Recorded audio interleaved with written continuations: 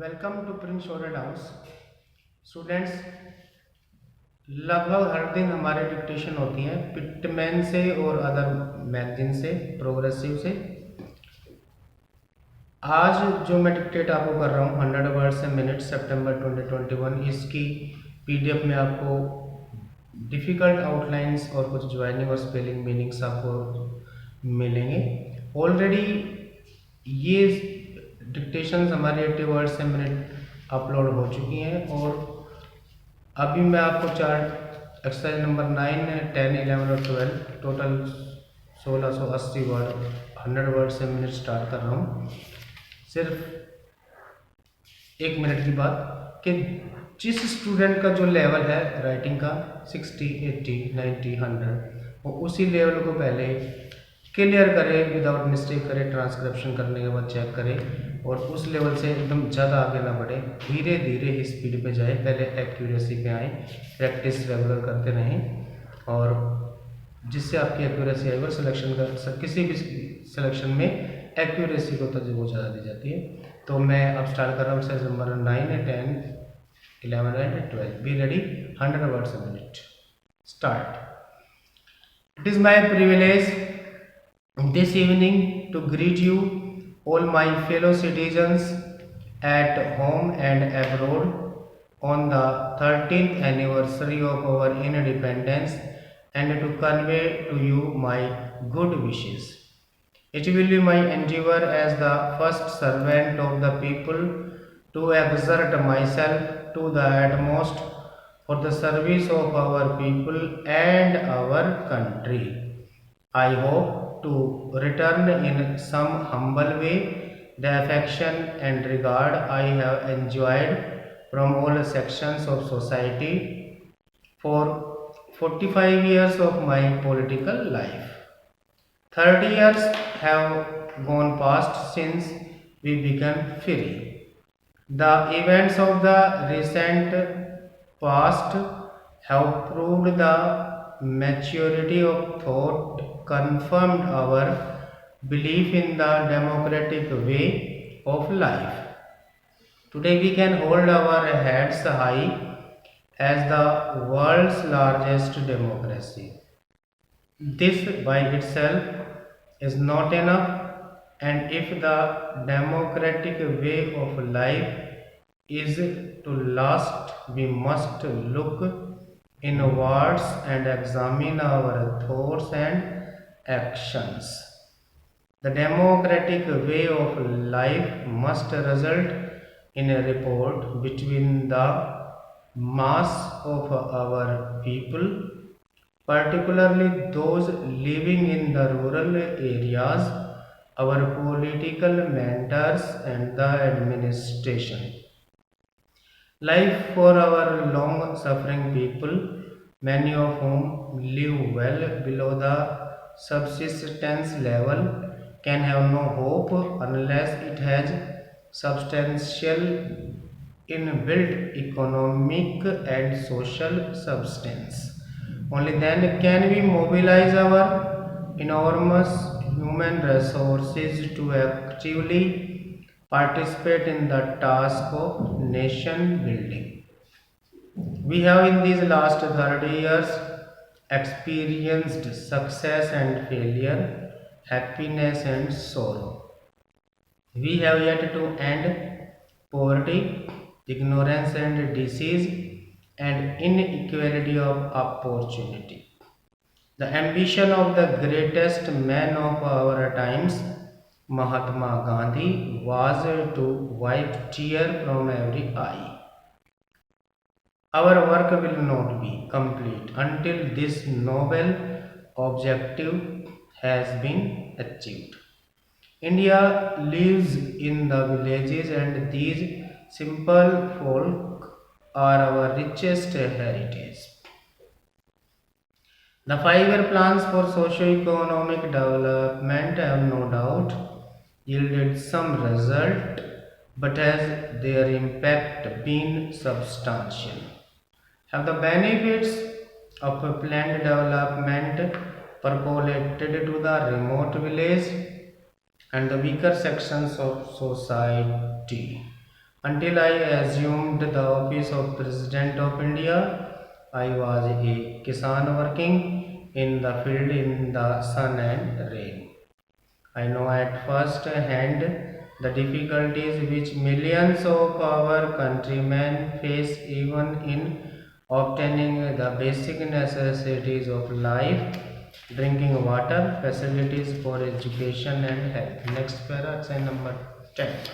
There are still glaring inequalities in the standard of living of our people and of opportunities for a better life. We must urgently endeavor to narrow down, if not remove, such differences without subjecting any one section of society to particular hardship. We must not allow an entrenched vested interests, however powerful and well organized they may be, to impede our efforts in this direction. Vulgar ostentation, unnecessary pomp irritate those less fortunately placed in life. Such gradual accumulations of hatred poses a serious problem and will ultimately tear apart the fabric of our society and our faith in democratic institutions. We have to set a good example individually if we are to succeed collectively as a nation. I have therefore resolved that the initiative in such matters must come from the top. I have decided that I will surrender every month rupees 7,000 of my salary as the President of India, and such portion of my salary as I shall receive will be subject to income tax as in the case of an ordinary citizen. I have also decided to move out of Rashtrapati Bhavan into a simple house which will not be inconsistently detract from the dignity of the high office of the President of India. I will also effect considerable reduction of expenditure at Rashtrapati Bhavan. I have asked the government to locate for me some such suitable place where I and my staff can be accommodated in reasonable comfort but at considerably reduced expense to the exchequer. We have been trying to reduce inequalities among the various sections of our people.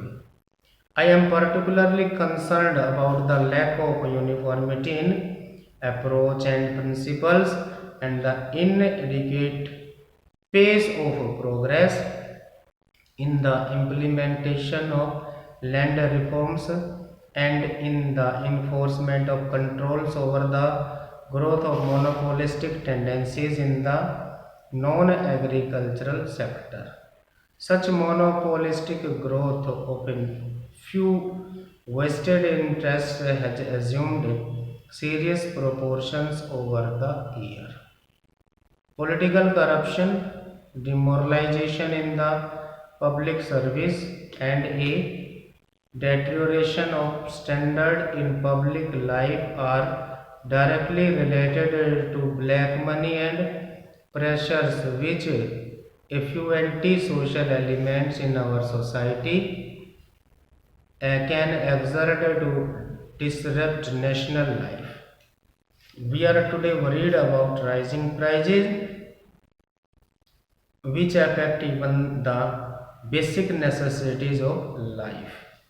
The upward spiraling prices show little sign of abatement. A small section of our community who are better organized are managing to obtain illusory reliefs from time to time.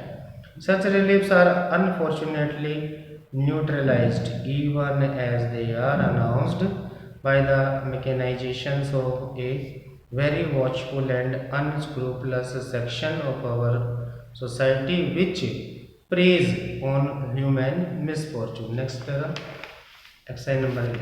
Mr. Chairman, and members of Commission, on behalf of the Chairman of India, I welcome you to this country and to this place. India has long been associated with the United Nations because India has believed in the aims and purposes of the United Nations, and even though sometimes no tangible results have followed in the United Nations, we have believed that we must follow that course in the hope that tangible results will come sooner or later.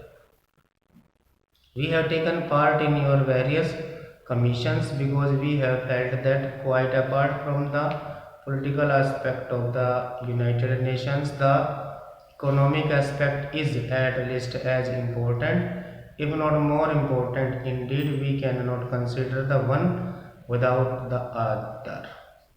Politically, we have not met with great success so far, but I think that if we succeed in the economic field, that will affect the political field also.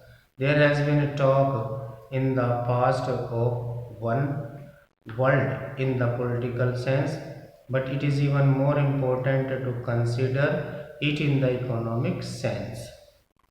You are meeting here to deal with Asia and Asia's problems because we cannot escape looking at almost any problem except in the global context today.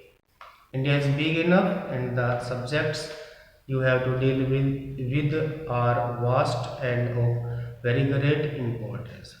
The governor of Madras referred to the numerous papers and memoranda that you have before you, and I feel rather overwhelmed when I look at all these files and paper, and when I see all these experts, because I can only speak as a layman. But while experts are quite inevitable in the modern world, sometimes I have a feeling that they become very impersonal and look at problems as if they were mathematical and algebraic formulae. While we have to deal with human beings and the future of human beings and Asia, the area under survey has a population of at least 1,000 million human beings. And in India, including Pakistan, there are 40% of those 1,000 millions, that is 400 millions, and we have to deal with these vast numbers. Practically half the world's population. If you look at the human aspect of these 1,000 millions, with their sufferings, with their wants, with their joy and sorrows, the problem becomes something much more than a dry economic problem which you have to solve. Next correction number 12. Now, for many years past, most of those problems have been considered in the world context, and I had a feeling, and I still have that feeling, that the continent of Asia is somewhat neglected, somewhat overlooked.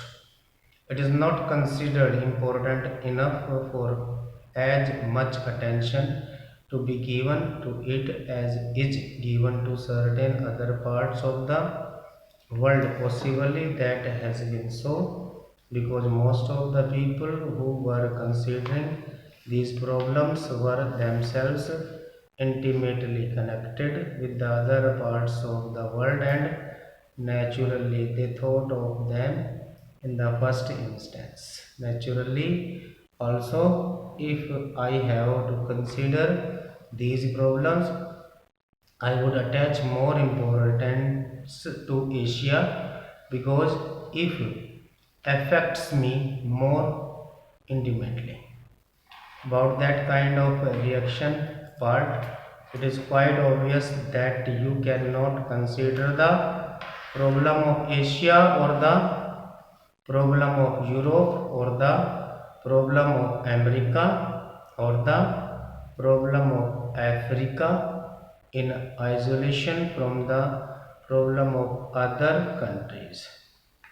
It just cannot be done, and if some countries which are fortunate enough today think that they can lead their lives in isolation irrespective of what happens in the rest of the world, it is obvious that they are under a misapprehension. Today, if one part of the world goes down economically, it has a tendency to drag others with it, just as when unfortunately war breaks out, other people who did not want war are involved. So it is not a question of the prosperous merely, not merely out of the generosity of their hearts, helping those who are not prosperous, though generosity is a good thing. But it is a question of enlightened self interest, realizing that if some parts of the world do not progress, remain backward, and they have an adverse effect on the whole economy of the world, and they tend to drag down those parts that are at present prosperous. Therefore, it becomes inevitable to consider these problems in the global way and to pay even more attention to those parts which are relatively backward. Asia has been for generations past in a some static and backward condition. But during the last few years, mighty forces have been at work in Asia. These forces inevitably thought in terms of political change to begin with, because without political change it was not possible to have any far reaching or enduring economic change. Large parts of Asia were colonial territory dominated by other countries. From that connection, they have obtained some advantage sometimes. While it did undoubtedly, in a sense, shake up that static condition, at the same time, it tended to preserve it too for the benefit of the people. Thank you. Stop.